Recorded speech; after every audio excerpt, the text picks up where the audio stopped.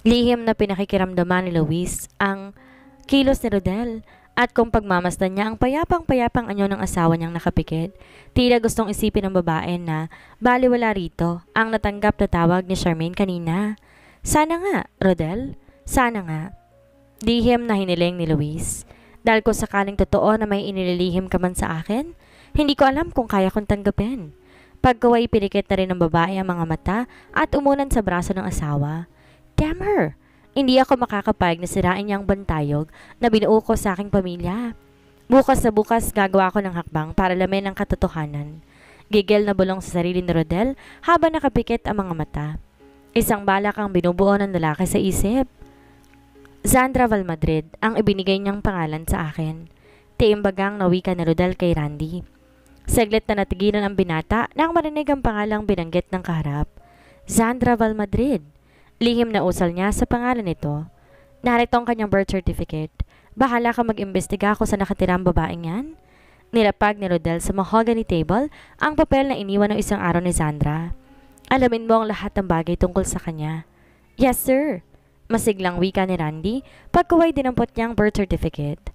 Alamin mo kung anong klaseng tao siya. Napatango-tango ang binata.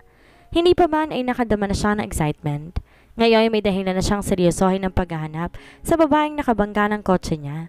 Ma'am, tumawag ho si Mr. Jade Alcober. Kung pwede raw kayo mag-return call sa kanya? Pagbabalita ng private secretary ni Zandra na si Susan. Pakisabi kapag tumawag ulit, busy ako. Nakasimangot pang tugon ng dalaga at tuloy-tuloy siyang pumasok sa kanyang pribadong opisina. May tumawag din ho na Randy Andrales ang pangalan. Tinatanong kung kayo nga may-ari ng garment factory na ito. Natigilan ang dalaga sa pagsasara ng pinto. Ano sabi mo? Sabi ko ho, oho. At bakit mo sinabing oo? Kaibigan niyo raw ho siya eh. Namutla si Susan sa pag-al sa boses ng dalaga. Next time, kapag alam mong hindi dating tumatawag sa akin, wag na wag ka magsasalita ng kahit ano. Maliwanag? Galit na utos ni Sandra. Yes, ma'am. Yuko ang ulong binalik ng kalihim ang pansin at tinatype sa computer. At paano kaya nalaman ng Hudyo ang telephone number ko? Sa pagkakatanda ni Sandra, hindi siya bumanggit ng anuman kay Randy kung saan siya makakontakt. Gayunpaman bakit di niya mapigilan? Ang kakaibang kaba sa isiping alam na nito ang kinaroroonan niya. Hi! Masiglang bati ng lalaking biglang sumusungaw sa pinto ng opisina niya. Jade, what are you doing here? Napatayo sa swivel chair si Sandra. Well, nasa daan na kasi ako nang tumawag ako rito kanina. Ang sabi ng sekretary mo on the way ka na kaya ipinasya kong pumunta na lamang dito. That way makakatiyak akong sa pagdating mo makakausap kita. Kahit di pinaupo, naupo ang lalaki sa stool na nasa harapan ng mesa niya. Pabuntong hiningang muling naupo ang dalaga. Ano bang kailangan mo at mukhang very eager ka na makausap ako? Nilangkapan niya ng inis ang tinig.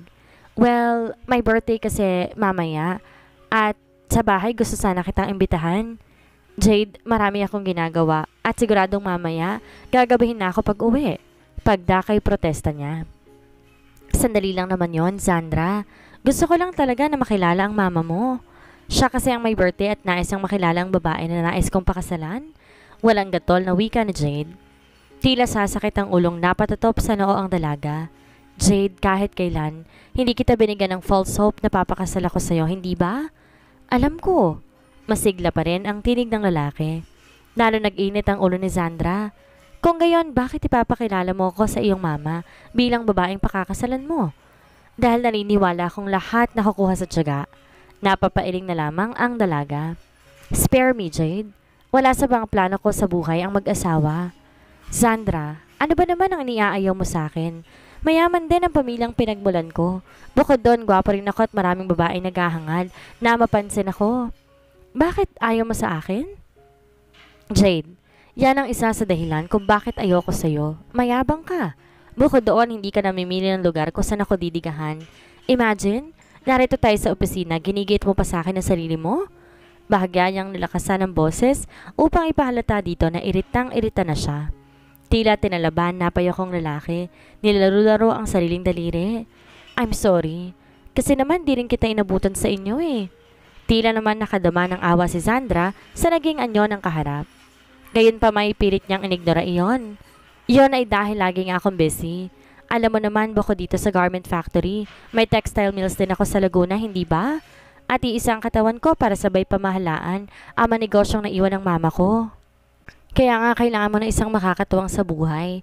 Sukat doon muling sumigla ang tiling ni Jade. At ako yon, Sandra. Oh my God! Napailing na lang ang dalaga buhat sa kinapaparandahan ng kanyang sasakyan. Tanaw na tanaw ni Randy ang paglabas si Sandra Valmadrid sa tatlong palapag ng gusaling nakatayo sa maluwang na solar. Kung tutuusin, pwede nang bahala sa binata ang mga piling tauhan ng kanyang detective agency ang pagmamanman sa dalaga, ngunit hindi niya yan ginawa. Gusto kong ako makatuklas ng tuloy mong pagkatao, Sandra Valmadrid. Pagkuway mabilis niyang sinilip sa malit na binoculars ang dalaga at i-adjust yon para masilip ng malapitan si Sandra. Ang bawat imbay ng balakang, ang galaw ng katawan, habang humakbang to patungo sa kotseng nasa parking lot, tila kay ganda sa paningin ni Randy. Every inch a lady, bulong sa isip ng binata, ngunit bahagyang natigilan si Randy nang matanaw niyang isang gwapo at mukhang mayaman na lalaki nagmamadali sumunod kay Sandra. Lalo nagdilim ang mukha ng binata nang huminto sa paglalakad si Sandra at kausapin ang naturang lalaki. Sino kaya ang lalaking yon? Tanong sa sarili ni Randy na hindi mapakali. I'm sorry, Jade, but my answer is no. Pinalat makapangyarihang wika ni Sandra. Kung papayag akong dumalaw sa party ng mama mo, kanina pa sana. Ganoon ba? Laglag ang balikat ni Jade. I am really sorry. Pagod na pagod ako at ang tayong gusto ko ay magpahinga sa bahay. Sige, mauna na ako. Yun lang at di na maipinta ang mukha ni Jade na tumalikod at tumungo ng sarili nitong sasakyan. Napangiti naman ang nakatanaw pa rin si Randy sa eksenang nasaksihan. Akala ko magpapahatid siya sa lalaking yon. Nang magmaniobra na palabas ng maluwang na solar ang kotse ni Sandra, in-start na ng binata ang kanyang sasakyan. Nang tumatak sa maluwang na kalsada ng EDSA ang kotse ng dalaga, nanatiling nakasunod ang sasakyan ni Randy, bagamat di siya masyadong dumirikit. Di dapat makalata ang dalaga na may sumusubaybay dito. Balisa si Rodel. At bawag tulog ng telepono, ito ay tumatayo at sumasagot. Sorry, wrong number. Wika ng lalaki sa kung sino mang kausap sa kabilang linya. Nagkatingin na mag-inang Luis at Charmaine na kapwa naroon din sa sala at nanonood ng midnight movie. Sino yon? Kaswal na tanong ni Luis. Ewan ko, wrong number? Kaswal ding tugon ni Rodel at muling tinoon ng paningin sa screen ng TV. Nagdilim ang mukha ni Charmaine at inis na tumayo mula sa sofa. Matutulog na ako. Good night, Mama. Good night, Papa. Yun lang at tumakit ng dalaga sa marmol na hagdanan. Sige, Iha, wika ni Luis. Rodel, matutulog na raw ang anak mo? Siniko nito ang asawa. Ha? Oo, sige, Iha. Good night. Napailing si Charmaine habang umaakit sa hagdanan. Halata niyang ama na may nililihim sa kanya. Damn that woman. Alam kong siyang dahilan ng pagkabalisa ni Papa. Bulong ng dalaga sa sarili. Hindi ko na nga lang sinabi sa kanila na kanina, tumawag na naman ang babaeng iyon. At ayaw mang pagdudahan ni Charmaine ng ama, hindi niya mapigilang magbuo ng kung ano-anong konklusyon sa utak. Inis na ibinaba ni Sandra ang telepono. How dare you, Papa? Bakit ba ayaw mo akong kilalanin? Pagkuway muling nilatag sa malambot na kamang katawan. Sana hindi pa huli ang lahat kapag nagwa mo ng tanggapin na anak mo ko. Sana hindi mapuno ng puot at tinanakit ang puso ko para sa'yo. Ginulantang ng dalaga ang tunog ng telepono. Hello? Hi, who's this? Napabangon si Sandra dahil parang pamilyar sa kanya ang tinig ng lalaki sa kabilang linya. Randy Adrales. Paano mong nalaman ang number ko dito sa bahay at sa opisina? Tuluyan siyang napabangon at hindi napigilan ang paggapang ng excitement sa puso. Marami akong paraan para alamin kung saan matatagpuan ng babaeng ilang gabi nang di nagpapatulog sa akin. Pinilig ni Sandra ang isang ngiti na nais kumawala sa kanyang mga labi. Anong kailangan mo? Formal niyang tanong, bagamat duda siya kung hindi nahalata ng kausap ang pagginginig ng kanyang tinig. Well, I just want to say hello and good evening. So ngayon nasabi mo na, ano pang kailangan mo? Pwede bang makipagkwentuhan sa'yo? Automatikong napatingin sa orasan ng dalaga. It is almost 1 o'clock in the morning, Mr. Adrales. I know, pero kagaya nga na sinabi ko, ilang gabi na akong hindi nakakatulog dahil sa kaiisip sa'yo. At ngayong nalaman ko ng phone number mo, lalo siguro ako hindi makakatulog kung hindi mo ako kakausapin. Sounds corny pero nang ipikit ni Sandra ang mga mata at alalahanin ng anyo ng gwapong detective, tila kinikilig ang puso niya. Ano bang pag-uusapan natin? Bagamat tiniyak niyang hindi pinagkanalo ng sariling tinig. Well, halimbawa, kung ilang taon ka na, kung saan ka nag-aaral, kung ano bang tinapos mo, at higit sa lahat, do you have a boyfriend? Muling napangiti si Sandra. Kung si Jade ang nagsasalita sa kabilang linya, babahiran na agad niya ito at pagbababahan ng telepono. Ano to? Umingi ka ng resume ko? Formal pa rin ang kanyang tinig bagat mayo siya sa pagkakasandal sa headboard ng kama. As if inihanda niyang sarili sa matagalang pakikipag-usap sa lalaki. Of course not. Lalong pinasigla ni Randy ang sariling tinig. I just want to know you better. That's all. Mahabang katahimikan pa ang namagitan sa kanila. Sandra? Untag ng binata sa kabilang linya. Inaantok na ako. Bagamat ang totoo ay hindi niya gustong ibaba ang telepono. 10 minutes, please? No. Okay, 5 minutes. Napapailing ang dalaga. Para siyang pinilit sa gusto. Sige, thanks. Masiglang umaga ni Sandra kahit napuyat siya kagabi. Bakit hindi inabot sila ng 1 oras si Randy na nag-uusap sa telepono? I am still single at the age of 30. Walang girlfriend at naghahanap pa lang. Pero sa palagay ko tapos na ang paghahanap ko. Tila gustong kiligin ni Sandra sa sinabi ni Randy. Obvious naman na siya ang pinariringgan nito. Fine. At least tapos na ang paghahanap mo? Tugon niyang kunwari ay nakikigalak dito. Yeah. Tapos na ang paghahanap ko sa babaeng mamahalin ko habang buhay. Kaya lang makapasa naman kaya ako. Pinigil ang dalaga ang mapahagikik. Well, yun ang hindi ko masabi. Anyway, depende yun siguro sa magiging paraan mo ng panliligaw. Sa kauna-unahang pagkakataon, sinakyan niya ang pagpapakyut ng isang lalaki. Talaga? Lalong nabuhay ang tinig ni Randy sa kabilang linya. Ibabase mo yon sa maging pamaraan ko ng panliligaw. Hindi na napigilan pa ng dalaga ang mapahagikik. Why? Maang-maangan pang tanong ni Randy. Bumigay ka rin, ano? Ako talagang pinariringgan mo. Naging magaan ang bibig ni Sandra sa pagbibiro. Well, nahihirapan na kasi ako magparinig eh. Natatawang tugon ng binata. Ma'am, bakit ho? Tanong ni Susan kay Sandra. Anong bakit? Maang na tanong ng dalaga na mapukaw sa pagbabalik tanaw ang naging pag-uusap nila kagabi ni Randy. Kasi ho, nangingiti kayo habang pinipirmahan yung mga check voucher? Biglang nagpormal si Sandra. Wala. May naalala lang kasi ako. Pagpapakilala niya ng palihim. Napatango na lamang ito. Nang lumabas na si Susan sa kanyang opisina, man lang na hinarap ng dalaga ang iba pang mga papeles. Napipirmahan. Pilit niyang winabaglit sa isip ang iba pang napag-usapan nila ni Randy kagabi. Natigilan si Sandra sa gagawin niyang pagsakay sa kanyang kotse.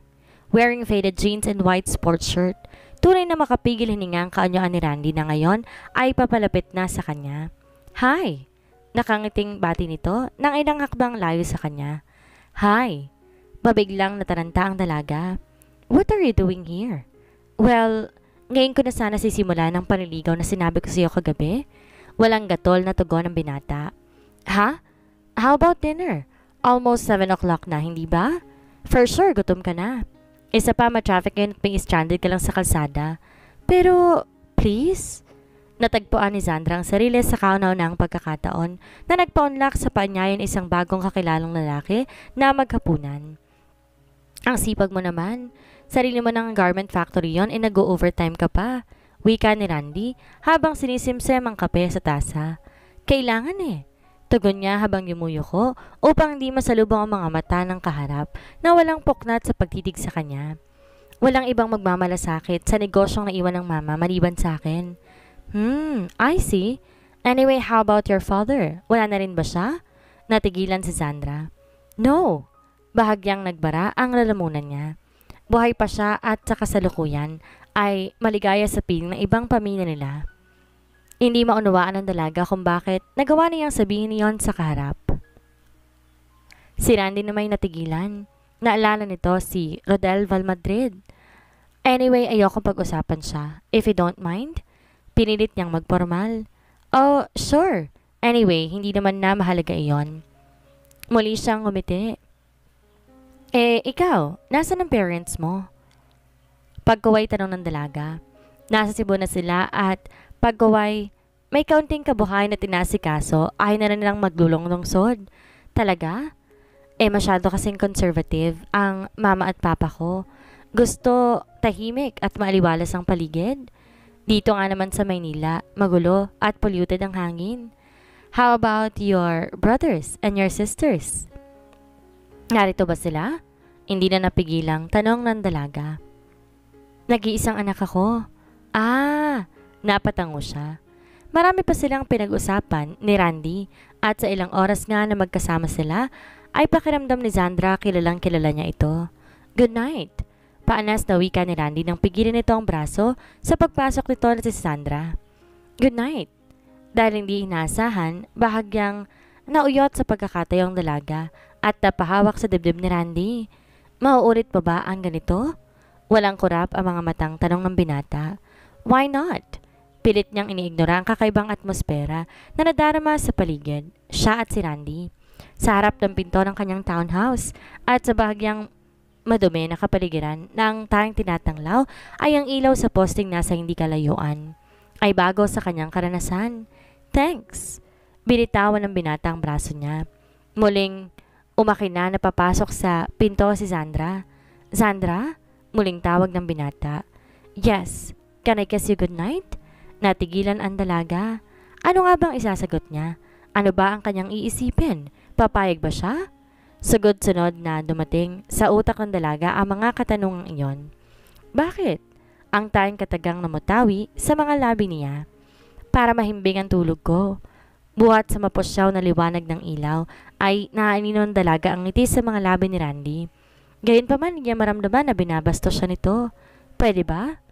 Kung nadala ng kapaligiran o ano paman, marahang tumango si Sandra. Damang dalaga ang sumisigaw na init ng katawan ng kaharap. Gayon din amoy na amoy niya mabangong hininga nito. And it made her feel dizzy. Ang urge na ipikit ang mga mata at hintayin na sumayad sa alinmang parte ng kanyang muka ng mga labi ni Randy ay hindi niya na napigilan pa. At bagamat naisip niya ang makana sa labi niya na halikan ng binata, hindi siya umiwas. Banayad lamang halik na iyon at wari nananansya. Ngunit sa pakiwari ng dalaga, saglit na huminto sa pagtibok ang kanyang pulso. Hanggang sa mga labi ni Randy bahagyang dumiin sa mga labi niya. At hindi niya ito binigo. Bahagyang umawang ang kanyang bibig upang tanggapin ang munting panauhin na magarang na kumakatok. Sino bang maniniwala sa edad niya na 26 ay yun lang kanyang unang halik? And it was heaven. At dahil sa halik na iyon naramdaman ni Sandra, tila bumubuhay na ang kanyang tayo dahil sa pangangalog ng tuhod.